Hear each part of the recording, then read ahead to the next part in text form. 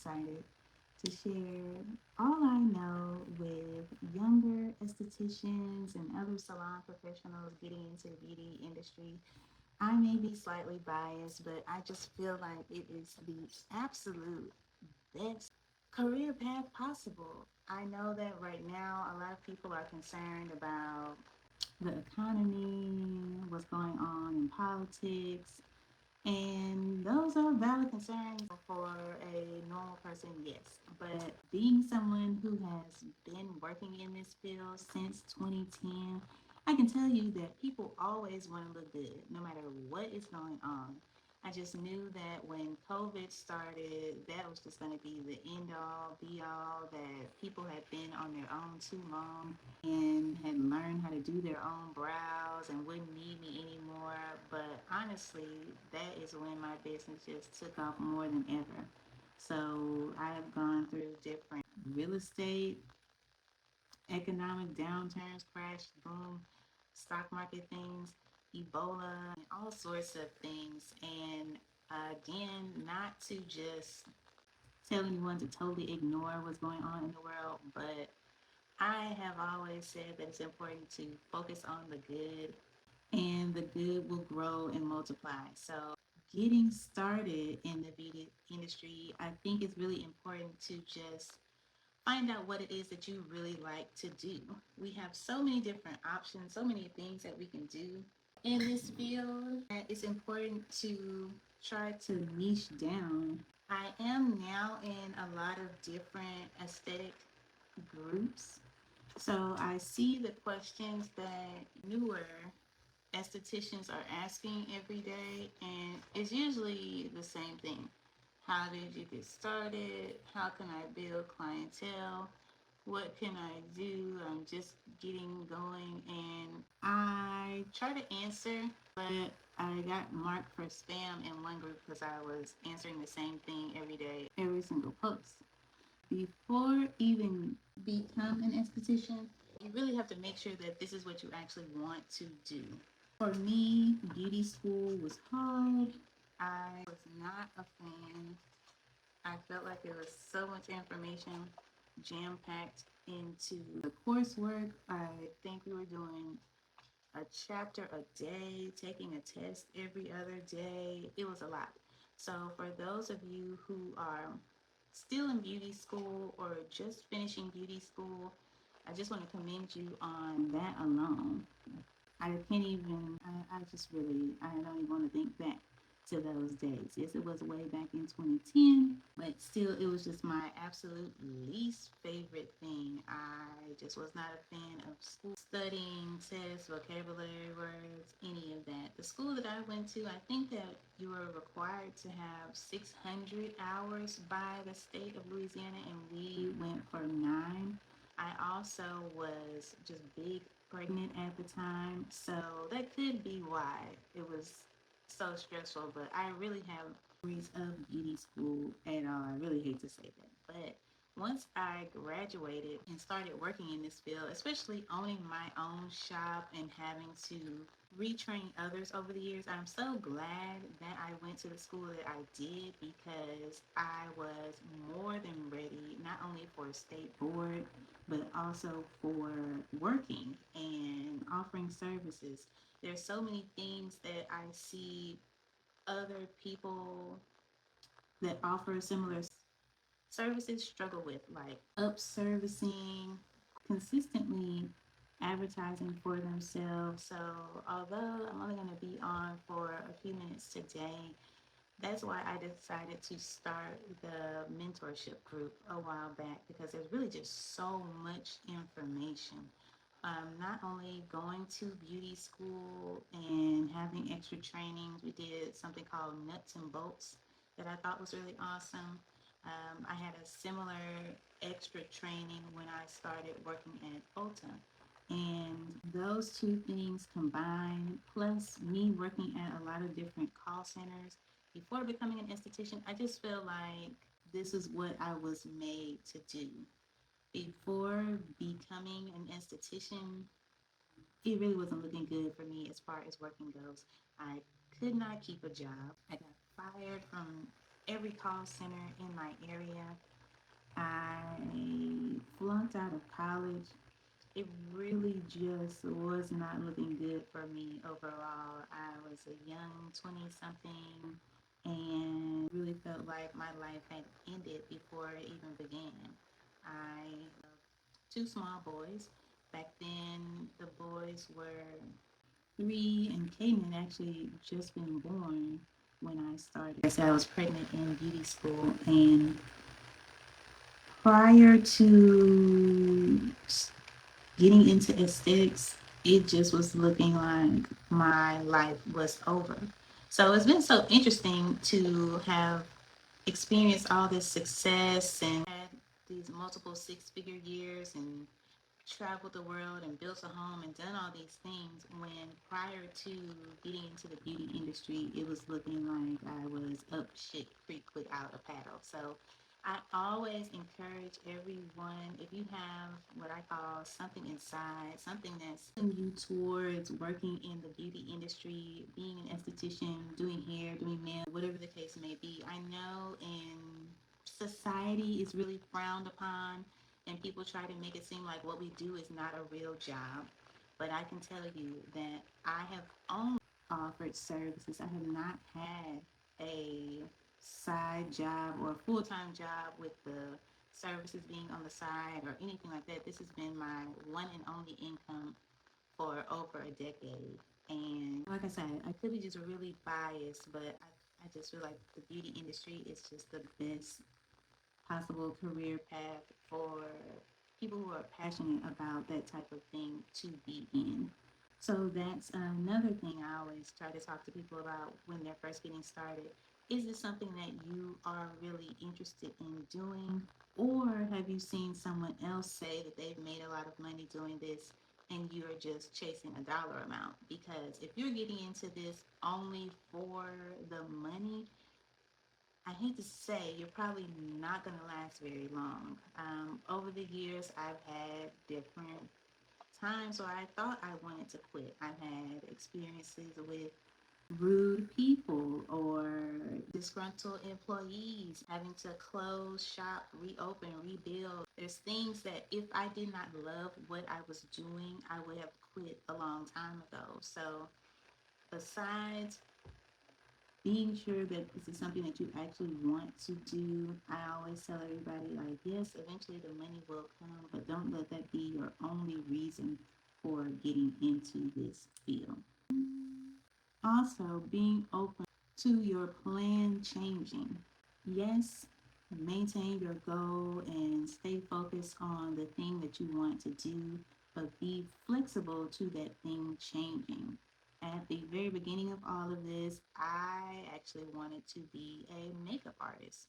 Sounds so strange to say now because for a very long time I did not do makeup. I just gladly went to my dear sweet Shaka to let her do my makeup.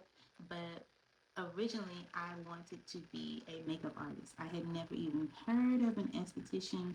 I did not know anyone who was an esthetician. And back in 2010, it just was not as popular as it is today. When people would ask me what I was doing, I worked in a hair salon, and so they assumed that I did hair. Even if I said I'm an esthetician, they'd say, Esther what? So back then, it was a lot of educating potential clients, letting them know what I was doing and why it should benefit them. When we were in beauty school, we actually had to do something called FABs, Jesus, which was feature, action, and benefits. So every product of the two product lines that we sold in beauty school, which was Dermalogica and Murad, we had to do a FABs worksheet on. And when I tell you that was some grueling work for somebody who's already having to learn a chapter a day and take a test to do those worksheets on top of that, I just really, I don't even know how I made it. I did try to cheat one caught though, but that is something else that helped me down the road though, because now any product that I offer, I can tell my clients what it does, why they need it, and how it can fit into their skincare routine as opposed to having a bunch of stuff but not being able to sell it. So again, it seems like a lot when you're in school and you're learning a new skill and learning about different products, but it really prepares you so much. You're just overflowing with information, and it'll be something that you thought you did not know. Someone will ask you a question about something, and then it just flows out of you. After beauty school, my first job was actually at Ulta. And at that time, it was really easy for me to get a job. I know now I see a lot of people in the group saying it's hard for them to find something or they've been putting in applications, but back then it was a breeze. I had gone to board, but I had not gotten my license yet when I started putting in applications, and I got hired to work at Ulta before my license had even come back. Luckily, I am a great test taker, so I passed board the very first time. Then when my license came in, I immediately had a job. And man, oh man, I'm just so grateful for Lisa. She's still my Facebook friend on here today. Lisa, Candy, Barry, all the guys. I just still remember being a brand new baby esthetician and being scared to death, but internally being really over prepared. So when I worked at Ulta, skin therapist at Ulta, so you have a small little treatment room next to the salon, but you're also working the floor of the store. So if someone is looking for a cleanser or a moisturizer or whatever the case may be, the skin therapist is the person who comes up to help you and find what you need. Now, the only downside to that was that I did not get paid commission or anything for the products that I sold, which I know I'm saying it and it's been 14 years later, but still I feel some type of way about that because that was the bulk of what I was doing. So I got paid commission for the services I did, but not for the products that I sold. But anyway, I became the number one esthetician that they had at that location because of all that I had gone through in beauty school. I just had so much information. The products that we had used in school, Dermalogic and Murad, they sold at the store. So it was really like a smooth transition for me going from being in beauty school, having to do the fab worksheets, and then coming out onto the salon floor at Ulta to be able to retail products to other people. So although I did not stay there for long, those two things combined just really helped me so much when I got ready to go solo and branch out on my own, because now not only can I book services, set up treatment plans for my clients, market myself to other people, I was able to sell retail right away. So if I could do things differently, I don't know if I still would have opened such a huge retail account right away. I don't know if I would because I invested my entire tax refund into my business. So when you are opening a dermatological account, you have all of your back bar products that you're using to do facials with, but then also you have all of the retail as well. And I was renting a 40 square foot room in a hair salon, so I didn't have a lot of space, but I had tons of products. So that would be the only thing that I might change because I had my products up at the front of the salon, although I was working in the very back. And over time, some things kind of walked away. I would come and check the retail area, and there would be empty boxes on my shelf. So that was kind of frustrating, especially just starting out. But again, I was just so grateful to have all of the knowledge and skill to be able to market myself, promote the services, and offer retail. So I know you're brand new, you're going from 0 to 100 real quick, and you could feel overwhelmed. You're not sure what step to take next, but I just maybe kind of biased, but I'm just so grateful for the journey that I was able to take. So after booth renting for about a year, that is when I started investing in classes. Now, At this point, I am 10 times certified in ombre brows. I've taken brow extension classes, threading. There's a lot of things that I have learned to do over the years that I do not offer. But outside of making sure that you're learning as much as you can in beauty school, soaking up as much as you can from other salon professionals who have been doing what you're wanting to do for years. Taking classes, I just feel like is the true key to success in this industry. Going to different skincare shows, just always learning, always continuing your education. So over the years, I have been able to observe other people who are talented, yes. They start off strong, but you can tell that they peak and don't really advance as much as you feel like they should because they are not continuing their education. So, for example, there's a nail tech that I love. I love her, yes. But I can tell that she's still doing the same thing that she learned in beauty school 15 years ago. So now there's so many new things that people are offering, new products out, new techniques. But when you look at her work, you can see it still looks like 2001 or whatever the case may be. So I just never wanted to be that way when it came to the services I offer. And then also where I was working when I very first started, not only at Ulta, but also when I was in the hair salon, that was just something that I saw the successful people doing. They were going off to bigger cities to learn new skills and then bring those skills back to our small town. So just from the very beginning, that's just what I knew I had to do. So when I was a year in of booth renting, so that's now about 2 years into my career, someone asked me this the other day, when did I feel like my career really took off and it became actually profitable instead of just barely keeping my head above water? It was when I started taking classes. So I had been offering everything at first. I did facials mostly, full body waxing, makeup, cluster lashes, brows, teeth whitening. I even did this, forgot what it's called. It's a thing that you put around the customer's waist and you wrap saran wrap on top of that and they're supposed to sweat off some inches. I was doing everything that I possibly could. The only thing that I never did that was covered with my license was reflexology. I had to draw the line somewhere. I did ear candling, but the reflexology, massaging on people's feet, that's where I had to say, please, I'll miss out on that money because I'm not a feet person.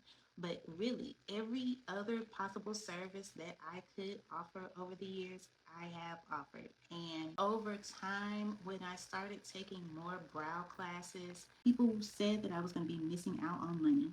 But the people that were saying that were not even entrepreneurs, nor were they working in the beauty industry. And then I invested so much time and money, especially back then. The classes are not cheap. And like I said, I was using my entire tax refunds, the Square bonuses. You can get a little miniature loan from your or cash advance from the credit card processing company. I was using that money to take these three, four, $5,000 classes. So I was putting all this money, and I was having to travel. I've been to Los Angeles, Miami, the Dominican Republic. I trained with a lady from Russia, Atlanta. So this has been huge investments in my career. I couldn't really, I don't know, it just didn't make sense for me to continue to offer all the services when I had invested so much in brows. And I started advertising for myself more as Brows by the Best.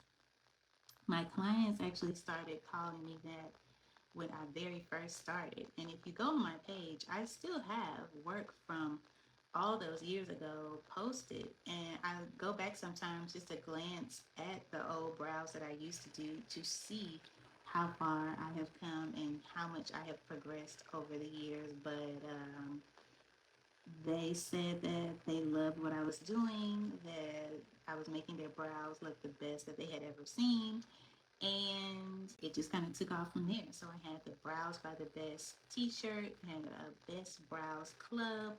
I just always marketed eyebrows, even though I was offering other services. So, niching down for me anyway is the thing that really made everything take off. Before, my service menu was a mile long. I offered facials, waxing, teeth whitening, all the things.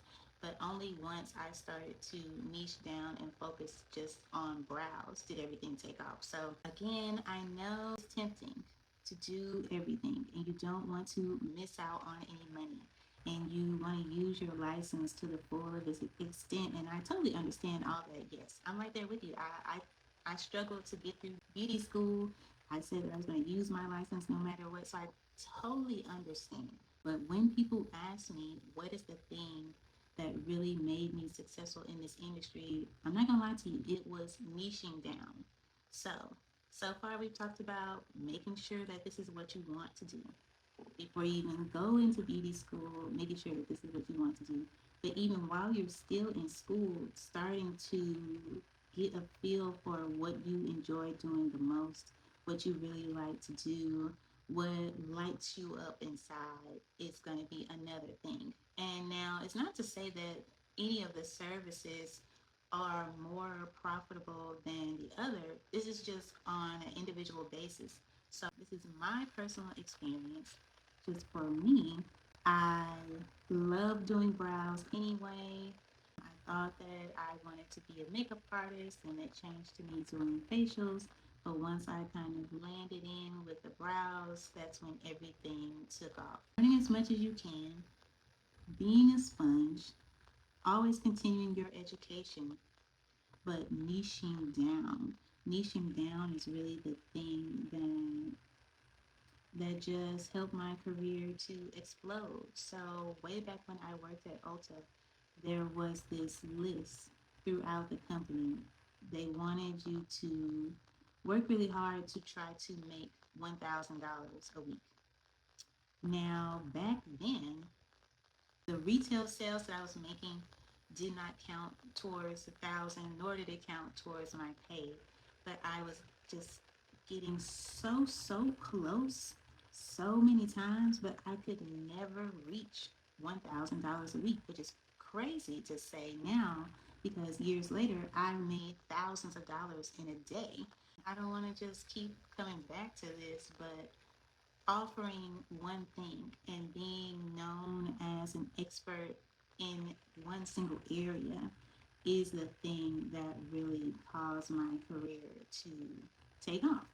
Going from struggling to make $1,000, which that was even before the commission, but to make $1,000 in a week to offering a service that costs $650 that you can do in 2 hours. It's just such a game changer for me. Even at the very beginning when I was only charging $199, I just felt successful and rich and all the things right away. I was never really coming into this chasing a dollar amount, but I wanted to be able to have time and balance with my kids. Being a child of people who worked a lot, I guess a typical 8 to 5. My dad was a teacher and my mom worked in administration. And not being able to have my parents come to all the things or, to miss this or that, I just knew from the moment that I had children that that is not what I wanted for myself. Before starting beauty school, I had gone to nursing school but have zero credits, not really even worth mentioning. I worked at call centers, and these are long 12-hour days, weird hours. My child was at daycare, but I was missing so many things. And even though he was only in pre K 3, I missed his muffins with mom, I missed his Thanksgiving lunch, I even missed his pre-K 3 graduation, and it just broke my heart each time. I'm so grateful for the teachers that he had back then because they took pictures of everything. I have an entire photo album of all the things that I missed during his preschool year, but that just encouraged me even more to go solo, set my own hours, and work really hard so that I could be there and be visible in my kids' life. So that's the next thing we'll talk about, having your why. Don't want to just chase a certain dollar amount, but if you know your why, if you have a reason why you're doing all this is something that can come to your mind when things are slow, or if you don't feel like going in on a day where you don't have anyone scheduled, you still have that motivation to go in and turn on your wax warmer and set up your station for facials. I'm just so grateful that I had the children urging me to pursue this career, because again, if you're just going into all of this for a dollar amount, money will come, money will go, but having a real reason why will carry you much further and get you through any obstacles that may come your way. So I always tell all my students to recognize your why. For what reason are you wanting to do this? Why are you wanting to pursue a career in the beauty industry in the first place? Because once you figure that out, that is going to carry you really far. So the same child that I just said I missed his pre-K 3 graduation, I just sent off to college now. So crazy. And I've been able to go to all of his games over the years, his sports practices. He loves to dance. He used to be in dance classes. We've traveled. I have three children now, but just being there with them and being able to spend as much time as possible with them has been my real reason for doing all of this. When I first started working for myself, people would ask me, "Oh, how's it going? How's your little business going? How's this and that?" And I would just say, "It's going great. I'm just really trying to feed these kids." And that was really my reason for doing it all. And when I would say that, people would look at me weird or whatnot, but that was really my reason why I was pursuing a career in the beauty industry in the first place. And I see a lot of discord now, more recently, about people complaining about the hours that salon professionals are working. I've never had any complaints. All these years I've worked from 10 a.m. to 3 p.m. 10 a.m. so I could get the kids off to school, drop them off, in case someone had a doctor's appointment or whatnot. 3, obviously, because school got out at 3. And for, I want to say, the first 2 or 3 years that they're in school, a parent has to be there to pick them up, and even if they ride the bus home. So all of my career, my hours, my reasoning, my all the things have been because of my children. So for anyone who is a single mom, mother, parent, whatever the case may be, you may be thinking, I can't do this because I have children. Well, for me, I only was able to do all of these things because I had children. I always say, I feel like if it had been just me, I don't think I would have worked as hard as I did, because I could just, flow through life on my own. But I was very big on giving my children a stable, comfortable life and being present in their lives. And me being an entrepreneur and working as an esthetician, I was more than able to do that. And I'm just so grateful. I told one of my brow babes Saturday, I'm just so grateful for all of my clients, because they have allowed me to build this life for my children and to be present in their lives, actually get to know them and spend time with them. It's always been bigger than me. I have a little sticky note that says it's bigger than just me. And again, you're not going to feel motivated and encouraged every single day. Some days I wanted to quit many times. I actually am just coming back into the field after getting burnt out. So I'm just real big on helping people to find their reason why. Like, why are you wanting to pursue this career? For what reason do you want to be an esthetician, be a brow lady, be a wax specialist, whatever the case may be? Because once you have your why, that'll carry you through any and everything. Let's see, we've covered finding your why, deciding if this career is actually for you, overcoming obstacles.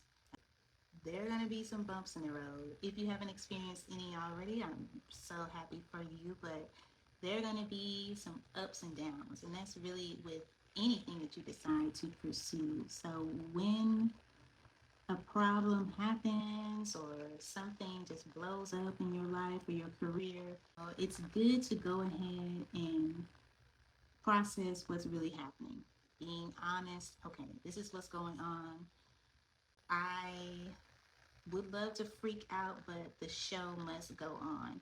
And so instead of just letting it knock all the wind out of you, remembering again, what is your why? Why am I doing this? Is this worth continuing on? You know, it's not so much of how much time have I put in this. If I stop now, will I lose all the time that I put in? But is this really worth continuing on? So there's been a lot of weird things that have happened over the years. For me personally, it's been things with the state board. I'm in Louisiana, so state board, the Department of Health and Hospitals, years ago, microblading and permanent makeup and all of that was covered underneath the State Board of Cosmetology, which going to beauty school, getting an aesthetics license, all these wonderful things back there, it was also under the State Board of Cosmetology. I want to say maybe in like 2016 or 17, all the laws changed. Where I had already had to have certain type of flooring in my shop, pull carpet up, put laminate flooring down, all these different things for the State Board of Cosmetology. When that rule changed, it just was like a slap in the face for me because I technically did not need my aesthetics license to do brows anymore. When people ask me about it now, when they're getting ready to train, the only thing that you really need the license for is to wax brows. But everything else, the ombre, all that, is under now the Department of Health and Hospitals, which again at the time was just an abrupt change for me. I'm now answering to someone different than before.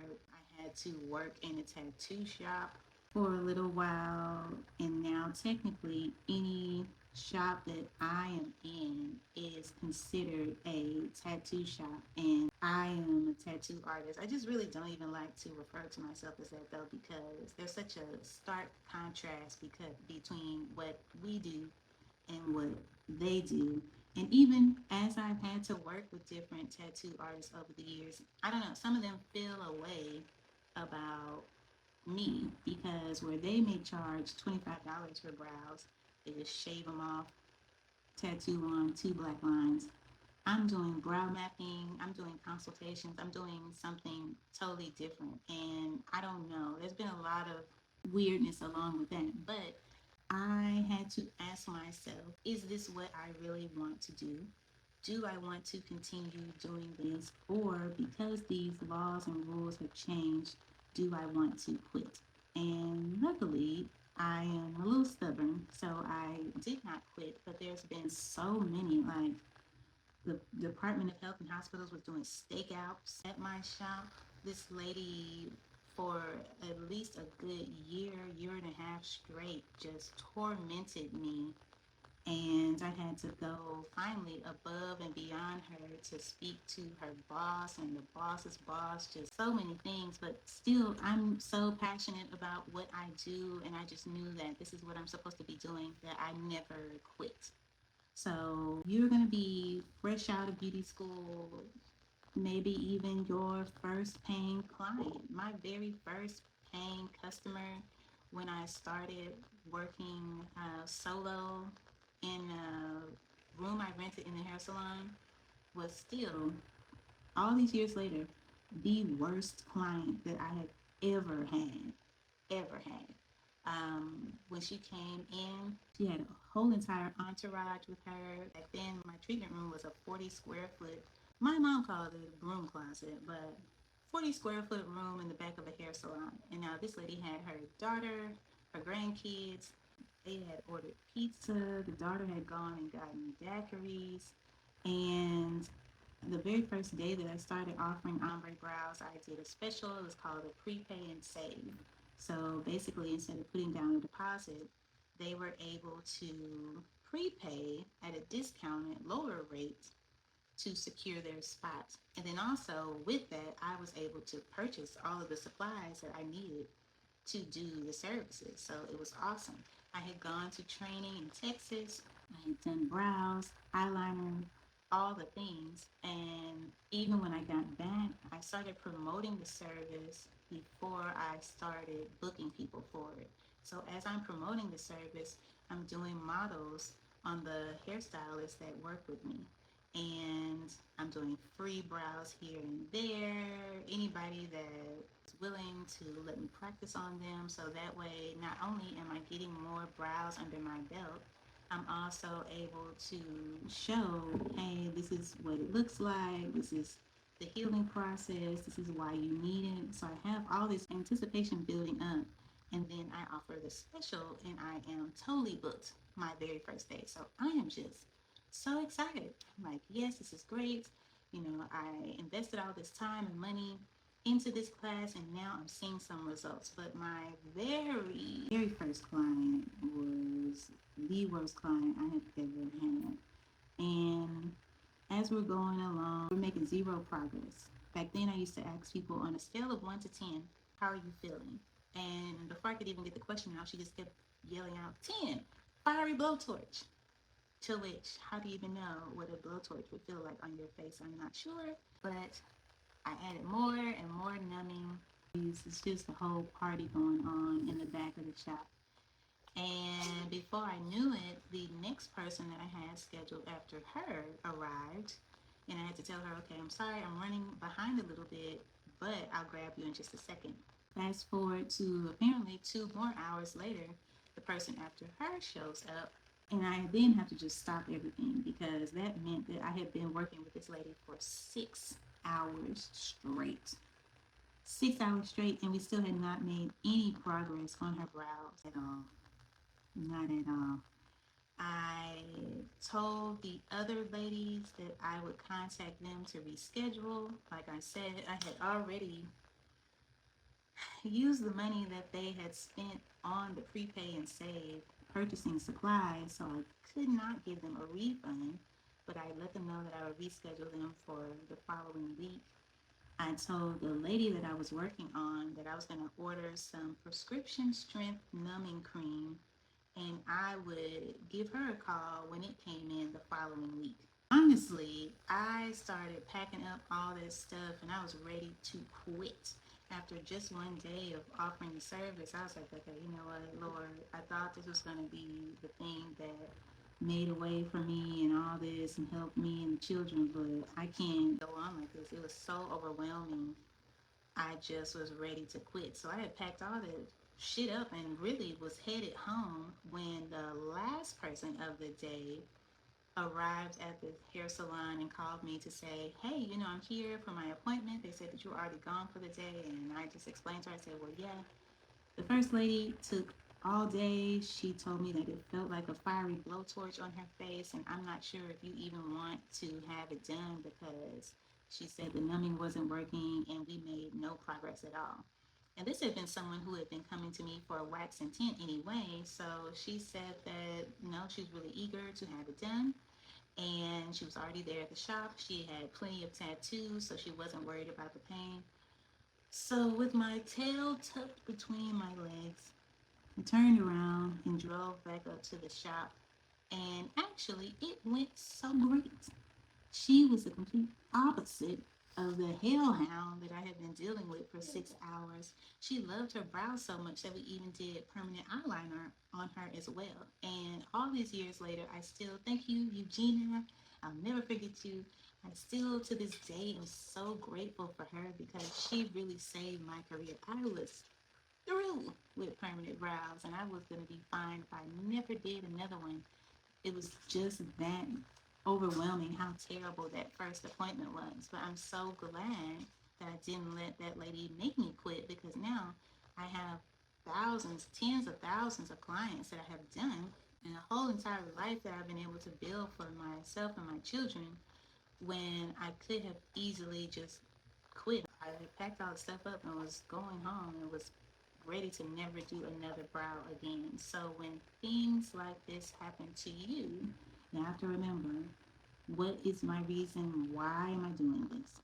Okay, this is not going well, but is there something that I can change? Who can I call for help? Back then, there was no one else like me. There were tattoo shops that were offering brows, but I did not know any other estheticians, especially none that were doing permanent makeup. Back then, if you were an esthetician, you worked like at a casino spa, a hotel spa, something like that. But as far as like going solo, being on your own, I did not know anyone else, and so I had really no one to turn to for answers. The lady that trained me on how to do this, it was a few days, and there was no way to contact her after that. You were just really on your own. So man, I was so overwhelmed. I remember getting myself two daiquiris and sitting on my patio just contemplating on if I wanted to keep this going or not, if I wanted to go back to nursing school or go back to working at the call center or just anything else besides having to deal with people like that first lady. So sorry to that lady, but she was really awful, and I'm so glad I've never seen her again from that day. But I was really just ready to quit. You're gonna have some moments where you don't want to keep pushing forward, where you're not sure if you're doing the right thing or if you're on the right path. But if you have your reason why you're doing all this that's not just a dollar amount, then that thing will carry you over so many obstacles. And I'm just so grateful for all my clients. I know I say this all the time, and it's been forever and a day. A lot of them have been with me for over 10 years now.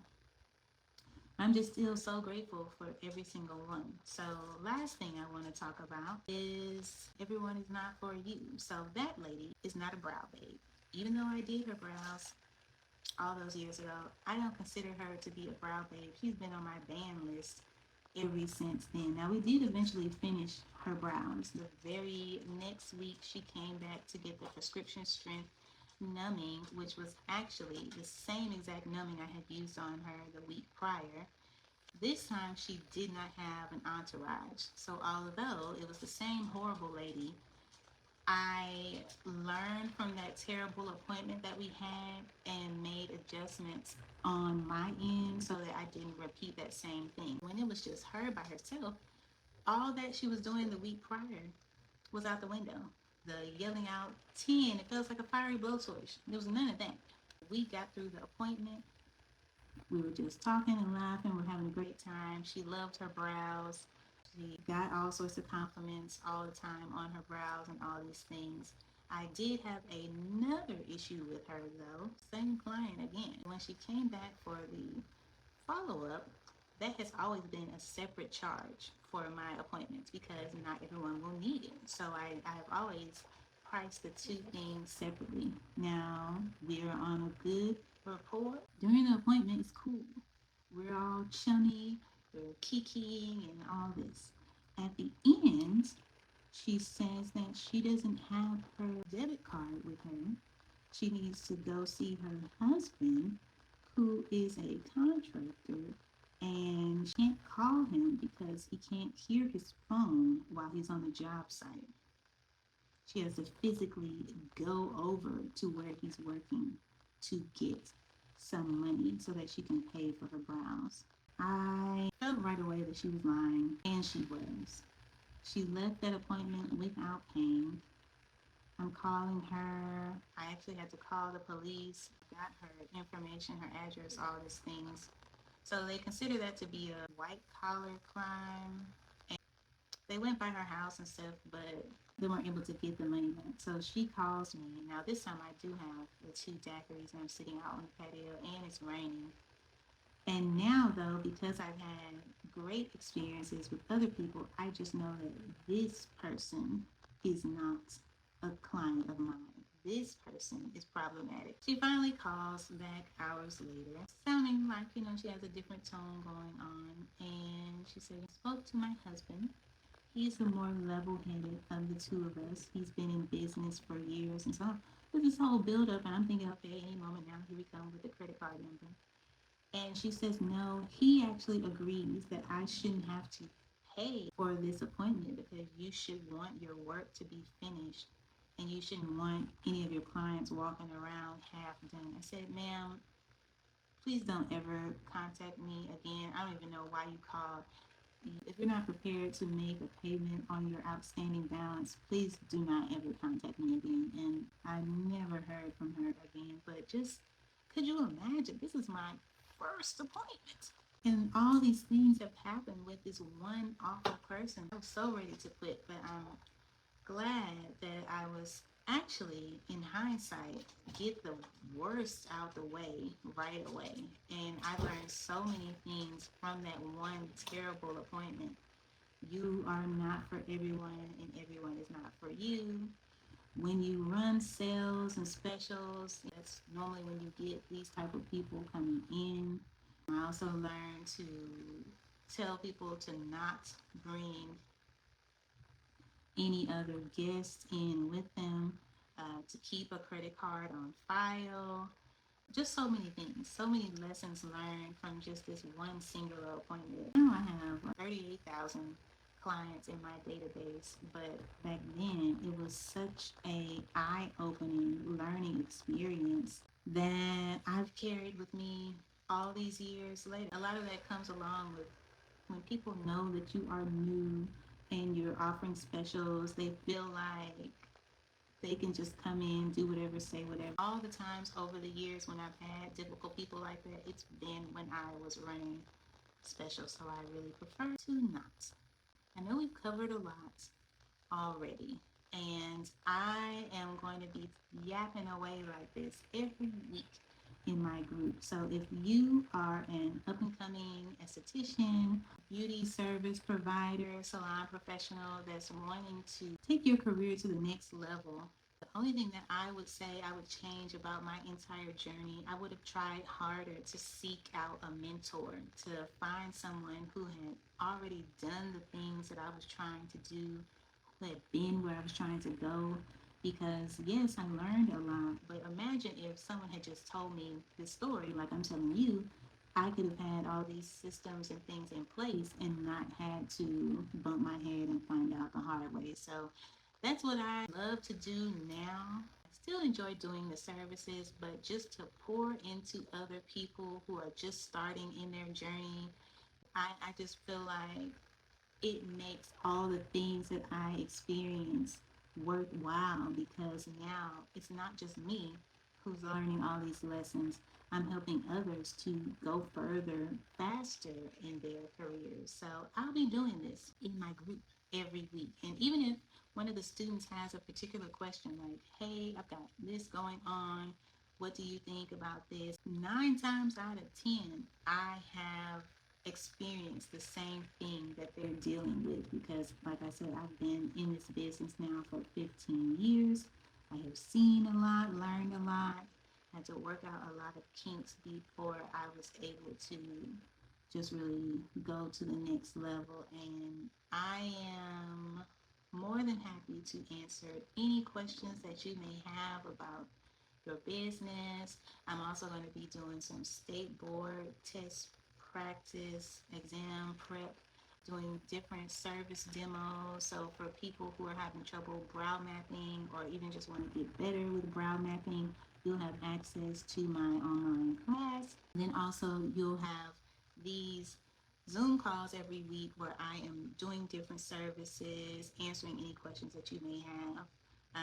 I just really, I just have so much information that I want to share. And I know I went over the time that I said I was going to be talking today, but I've seen a lot in the last 15 years. And for people that are just starting, I just have just so much information to share. So if you have any questions about the group or anything, I'll be sure to put the link in the comment below. But I'm just so excited to help you on your journey. Talk to you later.